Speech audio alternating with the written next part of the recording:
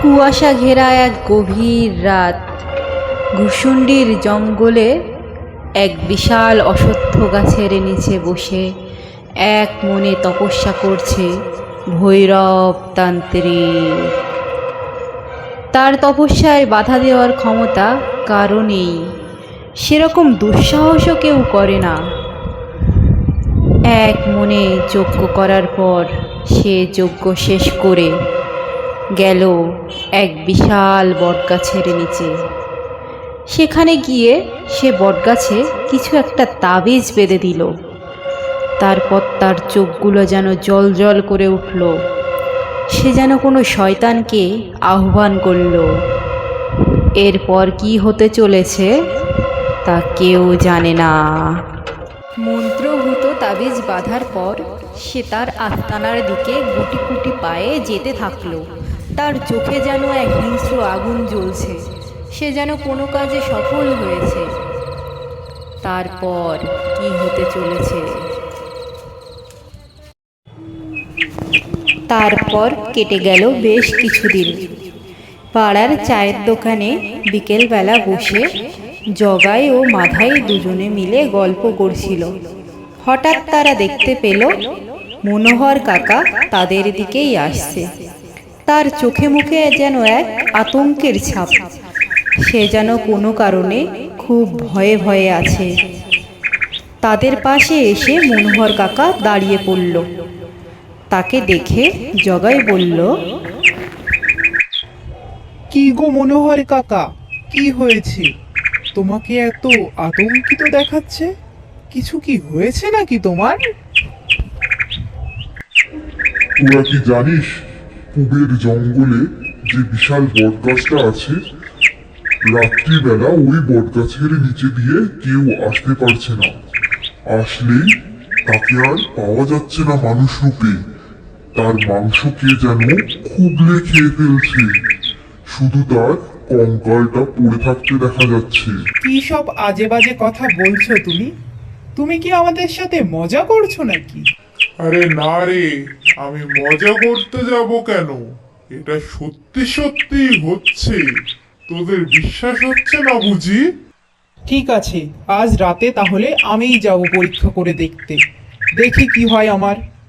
এই না না, মোটেই পাগলামি করিস না। সব জায়গায় এরকম দুঃসাহসিকতা মোটেই মানায় না। মোটেই যাবি না, এই আমি বলে দিলাম তোদেরকে। কিন্তু রামু খুব সাহসী ও জেদি প্রকৃতির একটা ছেলে। সে তো মনে মনে ঠিক করেই ফেলেছিল আজ রাতে সে সেখানে যাবেই। নিস্তব্ধ এক নিশুতি রাত। রামু গুটি গুটি পায়ে সেই ঘুষুন্ডির জঙ্গলে প্রবেশ করল।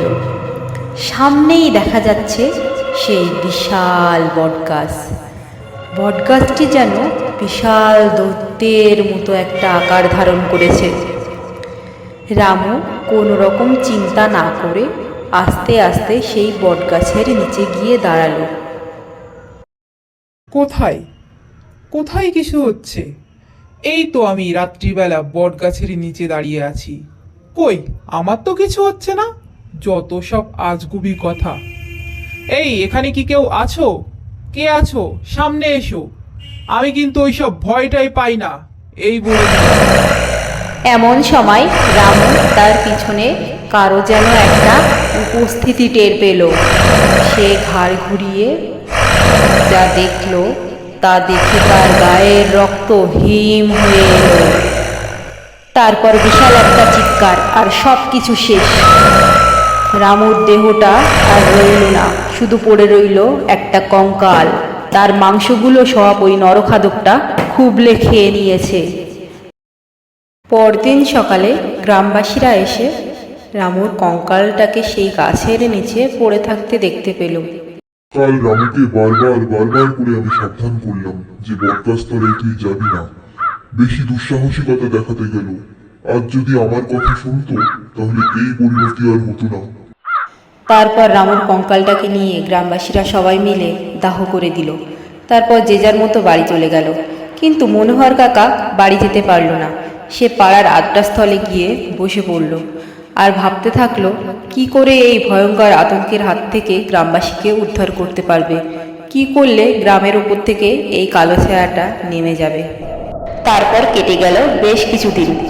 মনোহর কাকা এক মহাসিদ্ধ তান্ত্রিককে নিয়ে এক নিশুতি গভীর রাতে উপস্থিত হলো সেই বটগাছ তলায়। চারিদিকে তখন জনমানব শূন্য এক জঙ্গল, চারিদিকে যেন কোনো এক প্রাণের ছায়া নেই, সবকিছু যেন নিস্তব্ধ। সেই বটগাছ তলায় গিয়ে মহাসিদ্ধ সেই তান্ত্রিক এক মনে মন্ত্র উচ্চারণ করতে থাকলো। দীর্ঘ সময় মন্ত্র উচ্চারণ করার পরে নেমে এলো সেই নরখাদক। সে তাদের দিকেই আসছিল, কিন্তু সেই মহাসিদ্ধ তান্ত্রিক মন্ত্র বলে একটি ত্রিশূল তার হাতে নিল। তারপরে ছুটে গেল সেই নরখাদকের দিকে আর এক নিমেষেই তাকে শেষ করে দিল।